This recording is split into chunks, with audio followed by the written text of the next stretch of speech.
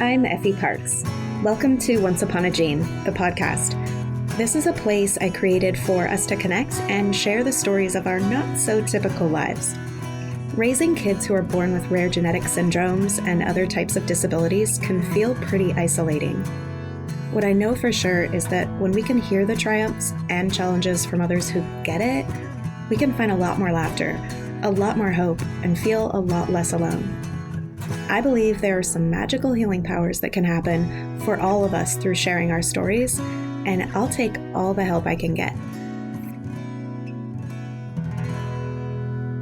Once Upon a Gene is proud to be part of Bloodstream Media. Living in a family affected by rare and chronic illness can be isolating, and sometimes the best medicine is connecting to the voices of people who share your experience.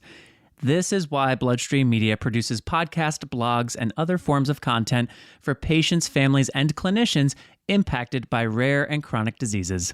Visit bloodstreammedia.com to learn more. Hi there, and welcome to the show. Once a month, I release this extra special episode in a series I call A Rare Collection. It features a few people from the rare disease community, each telling a true story with the same theme.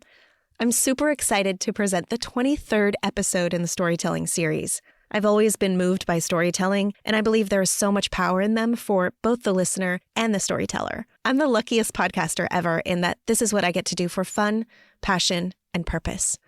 The theme for today's episode is wishing well, and the storytellers have the utmost freedom to be creative and to take the theme wherever their heart desires. The three storytellers today are all patient advocates working in industry. They're amazing partners, and I've seen them all in action. In fact, I call them my friends. Here's a story from Wendy Erler. Hi, my name is Wendy, and I have the privilege of working in patient advocacy in rare disease communities. I say it's my privilege because when I think about the work I am able to do, it all ties back to people, to individuals who have come into my life and impacted me way more than I've ever been able to impact them, and people who have opened their hearts and minds to me, shared their most vulnerable moments, fears, and wishes. And I'm so honored to be able to tell some of those stories and to really advocate on their behalf. A wishing well is a term from European folklore that describes wells where it was thought that any spoken wish would be granted. The idea that a wish would be granted came from the notion that water housed deities or had been placed there as a gift from the gods. Over the last 20 years that I've worked in rare diseases, I've been immersed in rigorous science, clinical research, lots of important big data, and surrounded by exceedingly smart people driven to help patients and find treatments for the rarest of rare disease. But it is the families, the moms and dads, brothers and sisters who have taught me the most, fueled my passion to do more, and driven me to champion their voices every day. I often ask people in the community as I'm getting to know them, what do you wish for? The answers stop me in my tracks every single time.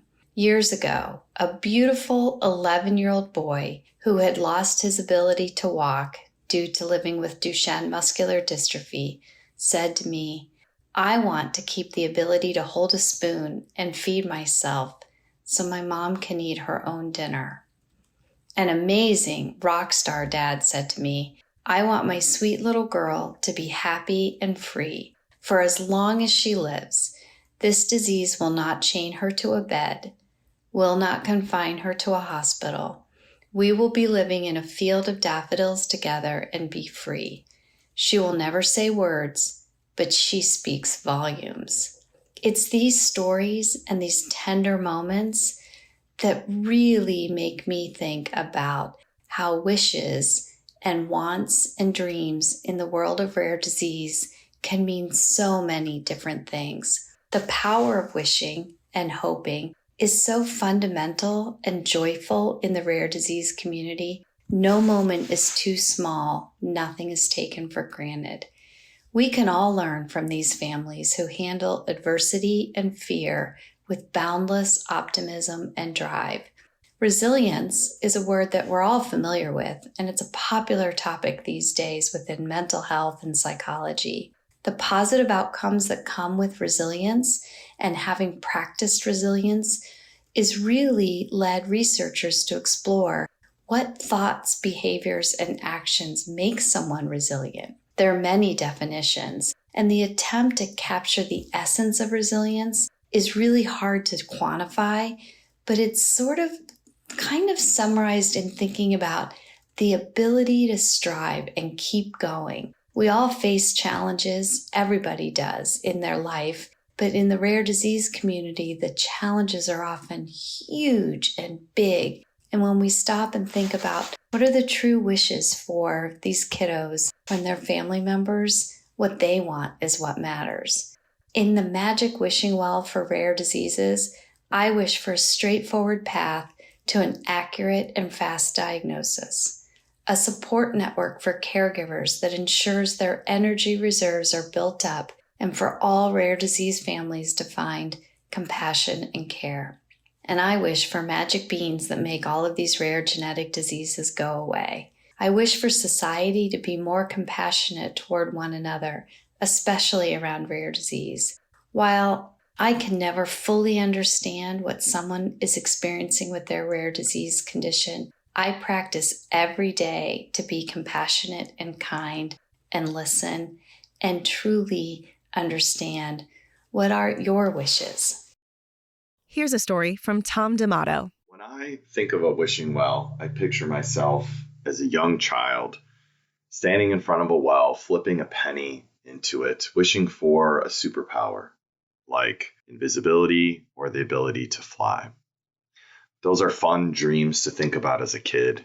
But in the rare community, I want to talk today about something I've been able to realize, something I've been able to discover through this journey. My name is Tom D'Amato, and I work in patient advocacy at Horizon Therapeutics. I'm also a rare dad to my 13-year-old son named Brody, who lives with a rare periodic fever syndrome. The rare journey is filled with confusion, anger, isolation, fear, countless visits to the doctor, labs, imaging, hospital visits, a lot of shrugs from doctors, a lot of isolation, denial from family, a lot of pain. Through that time, I lived some of the darkest days of my life, my family's life. But now that we've been able to realize a unique situation where we've been able to get past Brody's disease because it's something that he was able to grow out of mostly. And I found through many years of therapy, through working in the rare disease community, that it's all in how you react and respond to those emotions, to those hard times. You feel so out of control during what I like to call emergency mode, but there's a beauty in it. And the beauty is the one thing you can control is how you react, how you care for yourself, your child, your spouse. I wish to never forget when I consider a gift to give myself, my family, my children, the rare disease community. The gift would be to never forget the beauty that comes out of this journey, the support that's out there in the rare disease community. We're faced with so much unknown, so much pain, so much fear, and so much suffering in the rare journey. Yet this journey has given us more than we may have been able to experience without it. We also have amazing triumph, strength, wisdom, and you learn the unrelenting pursuit of a better life for your child. So as I stand in front of that well and I reflect on what I would wish for myself, my family, the rare disease community, it's to embrace the wisdom, the strength, and the happiness that comes out of this journey. When your child is diagnosed with a rare disease, your doctor tells you about the disease, tells you about the complications. Hopefully there's a treatment, but unlikely.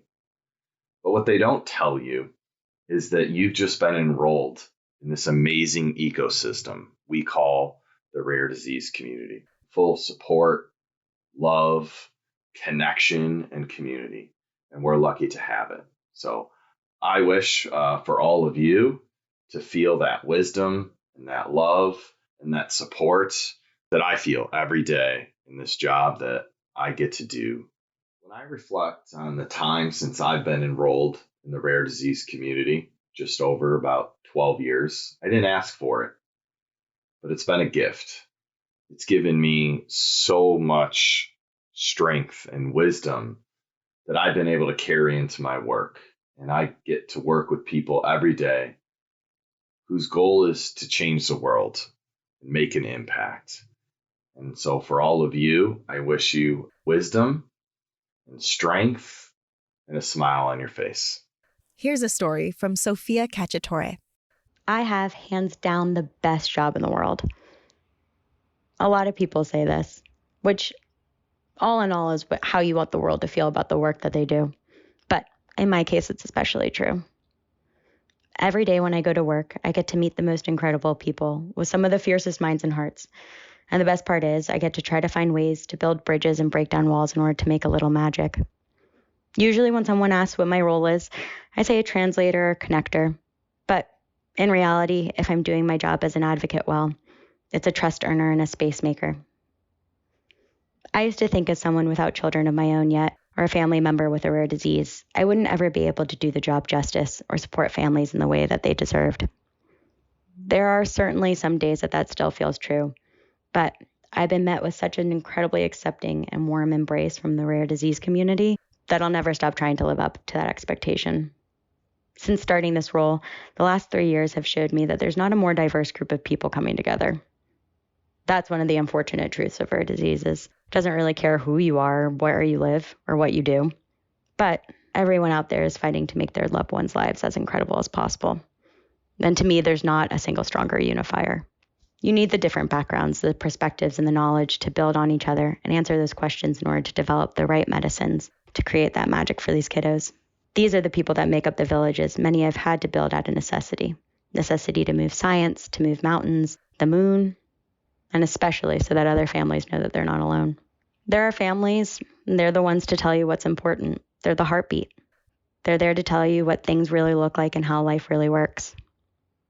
The myriad of clinicians to provide care with empathy and curiosity. The researchers to turn science fiction into reality. Most days it feels like we're living in some Marvel movie. The teachers and therapists who feel more like family members than sometimes the ones you're born into. And then the supporters and the advocates to help make sure voices are being heard, even when you can't be in the room because you're doing one of the other 1,000 things you need to do during the day, or just need to take a well-deserved minute, especially when life hits you hard. A few weeks ago, I was reminded of this. I sat with a friend and her son, where we talked about past lives and dreams of yore, celebrating achieving inches instead of milestones, and being inspired by the impact of what orchestrated voices can do, but how sometimes it felt a little bit more like herding kittens. All the while, she and her husband took turns cleaning his feeding tube, giving him medicine, stretching his legs, with no shortage of kisses and scattered throughout it.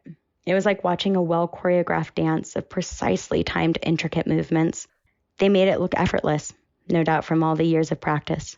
Something that had been so second nature to them, a normal that feels familiar to many families, are the parts of life I'm honored to be included in. Even more so, to be trusted to echo the urgency and needs to industry members when they're not able to be there. And this might be a product of growing up 2 hours away from Disney, but my mind couldn't help wander to Snow White singing in the wishing well. She tells the doves, all you have to do is make a wish into the wishing well. If you hear it echoing, your wish will soon come true. And while the New York City pigeons on my windowsill are a far cry from doves, and I wish it was as simple for families to have all of their wishes granted by a magic well, I promise to always be an echoing voice. I will echo it, echo all of your wishes, until they roar so loudly the world has no other choice but to answer. I hope you've been enjoying this podcast. If you like what you hear, please share this show with your people, and please make sure to rate and review it on iTunes or wherever you get your podcasts. You can also head over to Instagram, Facebook, and Twitter to connect with me and stay updated on the show.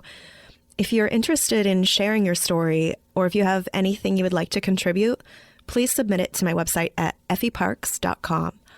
Thank you so much for listening to the show and for supporting me along the way. I appreciate y'all so much. I don't know what kind of day you're having, but if you need a little pick-me-up, Ford's got you.